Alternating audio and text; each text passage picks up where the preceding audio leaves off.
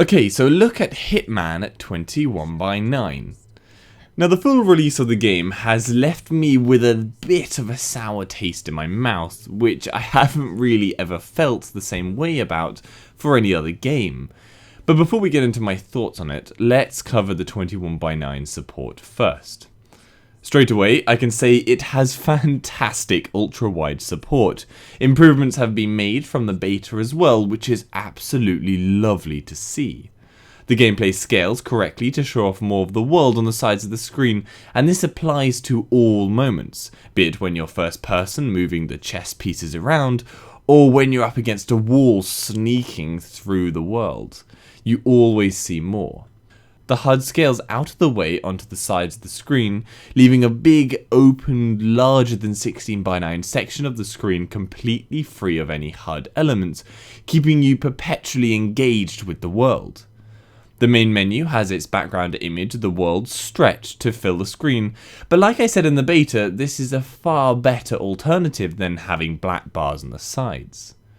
The rest of the main menu is positioned within the 16:9 space, however there is one welcome exception, that being when you scroll left or right in certain areas like the story section, the individual selectable options actually continue into the extra 21:9 screen estate. They don't disappear in any kind of peculiar manner when hitting the 16:9 edge. And these menu facts apply to the in-game menus as well. The item selection menu is no longer stretched, as reference to what I said earlier. It was one of the issues the beta contained that was happily rectified on final release. The special view where you can identify other people and targets through solid objects, this perpetuates the issue from the beta, where it tapers off at the 16:9 limit of the screen, so the 21:9 breadth just doesn't give you any benefit. And it is annoying when you're looking around to not have the sides actually used. Now, there are three types of cutscenes. When you assassinate someone and it plays an animation depicting their death, this is pillar-boxed 16:9. When it's a main story cutscene, then it's a full screen 21:9 moment, which is lovely. However, the final type of cutscene, like when you're introduced to a new level, this is 21:9, but it's forced into the 16:9 space of the screen, leaving you with 4 foul black bars around it. It's just frustrating having a 21:9 cutscene and not having it full screen. It's right there, just, I don't know, make it zoom in. Performance is alright. I had to stick everything on the lowest settings for 3440 by 1440, and even then dipped frequently into the 50s, like you can tell from this video. And this is usually caused by numerous people being in the picture. The more people, the heavier the FPS drop. A huge crowd can cause dips to the 40s, yet when you're elsewhere in the level and there's few people visible, the FPS just blasts back to 95, which is annoying because you do have huge FPS fluctuations. And on this point, DirectX 12 does not even work on my GTX 980 Ti. Levels just freeze loading at 75%, so it looks like we need to be running AMD to actually make use of this, which is very frustrating, but we can only blame Nvidia for this failure. I did get the annoying pop-in of people when cutscenes are playing, a very obvious point, and it does ruin the moment, and really this is the only issue that continued over from the beta.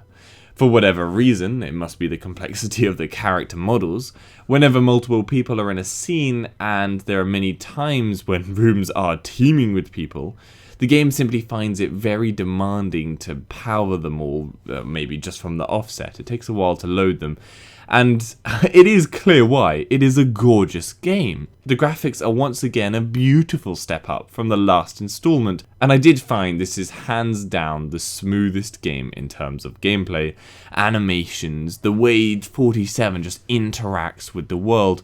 It all feels the most fluid out of any of the previous titles, and it pays off. I don't feel like 47 sticks out in any way. Instead, he melds into the world, realistically pushing past guests as he pushes purposefully for an exit, or when he takes cover behind an object, or goes to hang from a ledge. Each action feels like each movement was thought about, and never lets you forget that he is a stone-cold killer. I had previously complained in the beta about being able to see all the alternative options for completing the game, but I must admit I turned full circle on this. Whilst I would always approach the level with no prior reading up of what could be done, after a lot of playing around I would then compare what I know from experience of just wandering around to what the options are in the menus for completion. That way I felt if I had learned enough from the map, I could execute a plan just by knowing what was possible and putting it together with my earlier exploration. And it led me to have a brilliant time, especially in the Paris map, which is really the only genuine level in this entire game so far, as I could chain together imaginative and sometimes just outright outlandish actions to finish the level as best I could. This is definitely the new Blood Money, with fantastic new gameplay mechanics that build on experiences from Blood Money and Absolution, combined with the spacious levels, are a very welcome addition, and this fantastically wide variety of options allows for many interesting combinations. It is definitely a successful continuation in the franchise, only besmirched by the ridiculous release schedule for game content. I hate the episodic nature that they have decided to follow. I thought it would work in the beta, but I hadn't realised you would get basically no content in the base game. I finished the Paris level and was like, okay, this is great, I sort of understand how to play, I'm ready for a long stint of playtime this evening, only to find out that that was it. I was done. You couldn't play anything new. It literally made my glowing opinion of the game crash and burn, and just left me really angry with what is really an absolutely fantastic game due to the complete lack of actual playability. I'm not a fan of staying on one level for more than 2 or so hours. Some people are claiming that it's great to spend even more time just playing the same level over and over and finding more ways to beat that level at once.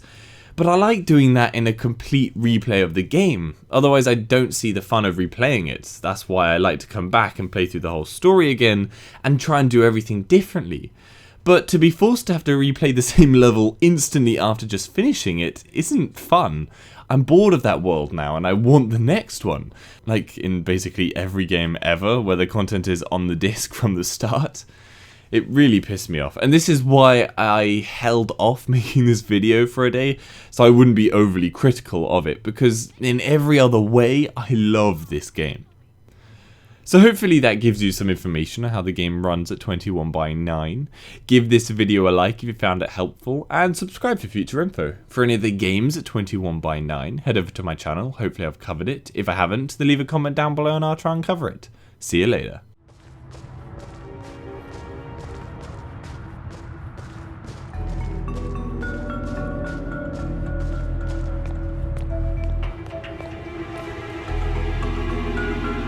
Secrets to Langley. An FSB section chief, Kremlin's golden boy, a CIA's. Finally, a clean slate. Didn't come cheap, but it was damn well worth it.